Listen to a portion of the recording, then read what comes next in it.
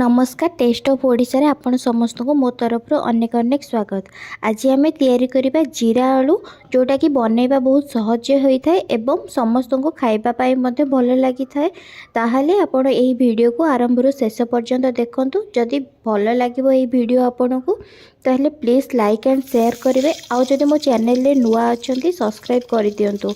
आउ पाखरे थिबा छोटो बेल आइकन को मध्ये क्लिक करि देबे जहा द्वारा मो जहा भी वीडियो अपलोड करिबी तार नोटिफिकेशन आपण पाई परिबे।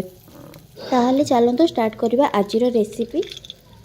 एही जीरा आलू बनैबा पई प्रथमे मो तीनोटी आलू जोटा कि मु सिजेइकिरी रखी देइछि। दुईटी मीडियम साइज रो पियाज ताको काटिकिरी मु छोट छोट रखी देइछि। दुईटी लंका को ताको काटिकिरी छोट छोट रखी देइछि। एबे गोटे पैन रे बड़ स्पून सोरिष तेल पकेइछि। सेथिरे गोटे स्पून जीरा दुईटी तेजपत्र पकेइछि। पकई सारा पर मु काटिकी रखिथिबा लंका को कंचा लंका को सेटा को पैन रे पकईकरी टिके भाजिला परे एबे काटिकी रखिथिबा पियाज को मध्य पैन रे पकईकरी एबे किछि टाइम पियाज को छाड़ी देबी। जोटा कि पियाज रो कलर टिके चेंज होबा पर्यंत ब्राउन कलर हैला परे जानिबी कि पियाज हे गलाडी। तो मु एबे किछि टाइम पियाज को पकईकरी रखि देइछि।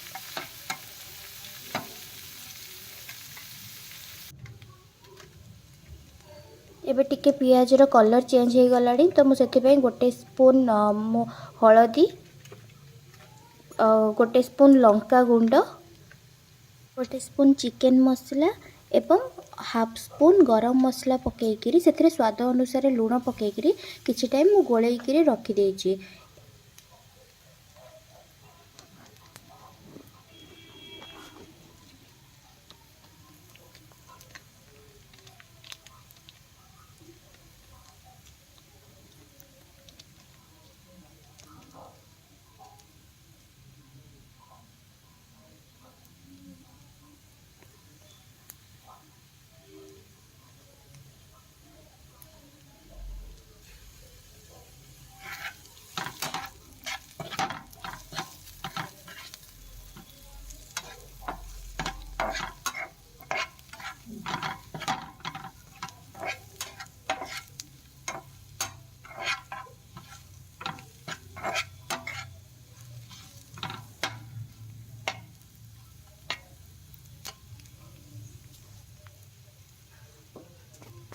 एबे मु काटिकी सिजेइकी रखिथिबा आलू को सेटा को एबे पकईकरी से मसला रे एबे किछि टाइम मु गोलेइकरी रखिबी।